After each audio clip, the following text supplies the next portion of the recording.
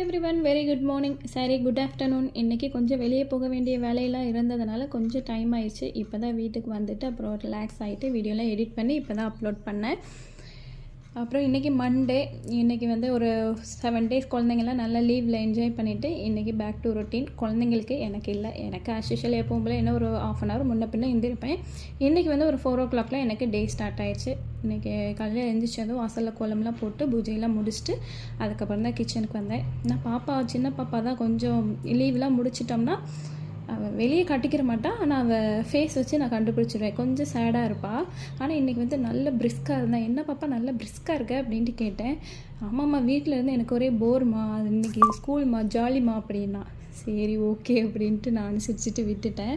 சரி போய் ஸ்கூலில் போய் என்ஜாய் பண்ணுங்கள் அப்படின்னு சொல்லிட்டு அவங்களுக்கு இன்றைக்கி லன்ச்சுக்கு வந்து ஒயிட் ரைஸ் வச்சுட்டு கேரட் உருளைக்கிழங்கு போட்டு சாம்பார் தான் வச்சுருந்தேன். சைடிஷ்க்கு வந்து கேபேஜ் பொரியல் பண்ணிட்டேன்.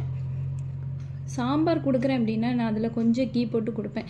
என்னோடய சின்ன பொண்ணுக்கு இந்த சாம்பார்னாலே பிடிக்காது. நான் ஆல்ரெடி எல்லா வீடியோலையும் சொல்லியிருக்கிறேன். அதில் கொஞ்சம் கீ போட்டு கொடுத்தோம் அப்படின்னா கொஞ்சம் சாப்பிடுவா.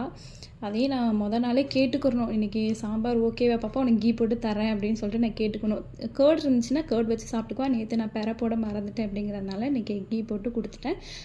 அப்புறம் மார்னிங் பிரேக்ஃபாஸ்ட்டுக்கு தோசை ஊற்றி கொடுத்தாச்சு.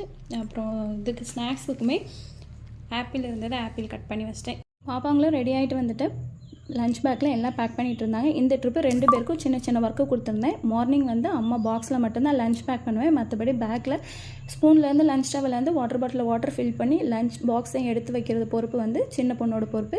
ஈவினிங் வந்ததுக்கப்புறம் லஞ்ச் பாக்ஸை எல்லாத்தையும் எடுத்து வாஷ் பண்ணி க்ளீன் பண்ணி வைக்க வேண்டியது பெரிய பொண்ணோட பொறுப்பு அப்படின்னு சொல்லிட்டு 2 பேருக்கும் சின்ன ஒர்க்கு கொடுத்துருந்தேன். இந்த மாதிரி நம்ம சொல்லிட்டோம் அப்படின்னா ஏதோ ஒரு எமர்ஜென்சி அப்படின்னா யாரையும் எதிர்பார்க்க மாட்டாங்க. அவங்க ஒர்க்கை வந்து அவங்களே பண்ணிக்குவாங்க அப்படின்னு சொல்லிட்டு ஒரு சின்ன சின்ன வேலையாக குழந்தைங்களுக்கு வந்து இந்த மாதிரி நம்ம கற்றுக் கொடுத்துட்டோன்னா நல்லது. ஸ்கூலுக்கு அனுப்பி விட்டுட்டு அத்தைக்கு கொஞ்சம் ஹாஸ்பிட்டல் செக்கப் இருந்தது அப்படிங்கிறதுனால ஹஸ்பண்டும் நானும் கிளம்பிட்டேன். ஆக்சுவலாக நான் மட்டும்தான் போகிற மாதிரி ஆட்டோ புக் பண்ணியிருந்தேன்.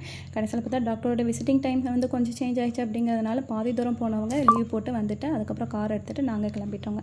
ஓகே, இந்த வீடியோ இதோட அவ்வளோதான். நாளைக்கு இன்னொரு வீடியோ பார்க்கலாம். நம்ம சேனலை சப்ஸ்கிரைப் பண்ணாதவங்க சப்ஸ்கிரைப் பண்ணிக்கோங்க. Okay, by.